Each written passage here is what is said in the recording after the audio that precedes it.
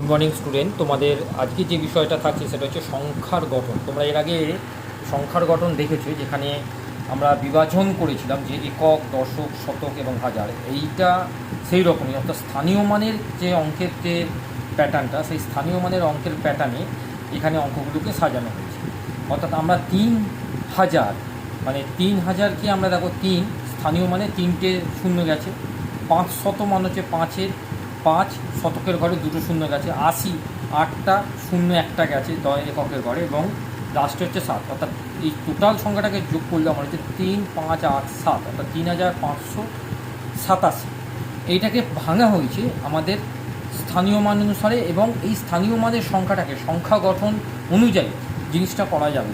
এখানে ক্লাস 1, 2, 3, 4, 5 অবধি একই প্যাটার্নে কিন্তু অঙ্কটা করা আছে। এখানে তোমরা দেখতে পাবে যে ক্লাস 1-এর জন্য 1 আলাদাভাবে লেখা আছে এই সিটে, আবার 2, 3-র জন্য আলাদাভাবে সিটগুলো আমরা করে রেখেছি, 3, 4-এর জন্য আলাদাভাবে। অর্থাৎ প্রত্যেকে সিটটাকে ভালো করে ফলো করবে যে কীভাবে অঙ্কটাকে সাজানো হয়েছে। অঙ্কটা বাংলা এবং ইংলিশ দু রকমভাবেই অঙ্কটা তোমাদের কাছে আনা হচ্ছে, যে যাতে তোমাদের অঙ্কগুলোকে বুঝতে কোনো অসুবিধা না হয়, এবং তোমরা এই অঙ্কগুলো 4 অঙ্কের সংখ্যার থেকে 5 অঙ্কের সংখ্যা, 6 অঙ্কের সংখ্যা বা 7, 8 অঙ্কের সংখ্যাও একই প্রসেসে কিন্তু করা যাবে। 1000 তাই জন্য উপরে দেওয়া হয়েছে 1, 3টে শূন্য, 2000 2, 3টে শূন্য। এবার 1000-এর জায়গায় যদি 10,000 হয় তাহলে একটা একক, দশক, শতক, হাজার অজুতের ঘরে চলবে, এবং তারপরে 4টে শূন্য বুঝবে। অর্থাৎ এইভাবে স্থানীয় মানের অঙ্কের একটা প্যাটার্ন তোমরা কিন্তু এই সংখ্যা গঠনের মধ্যে তোমরা কিন্তু লক্ষ্য করতে পারছো।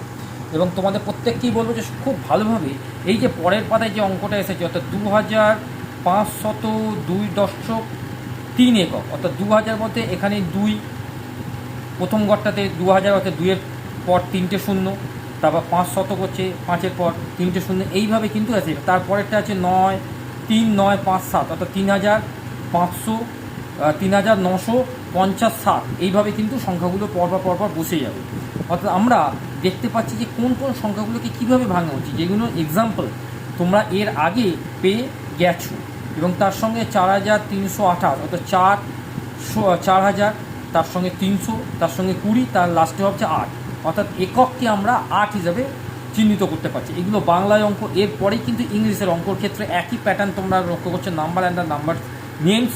যেখানে 2000 করা হয়েছে, এখানে 3449, দেখো 3000 প্লাস 40 × 9, অর্থাৎ এইটা কিন্তু ইংলিশও করা হয়েছে।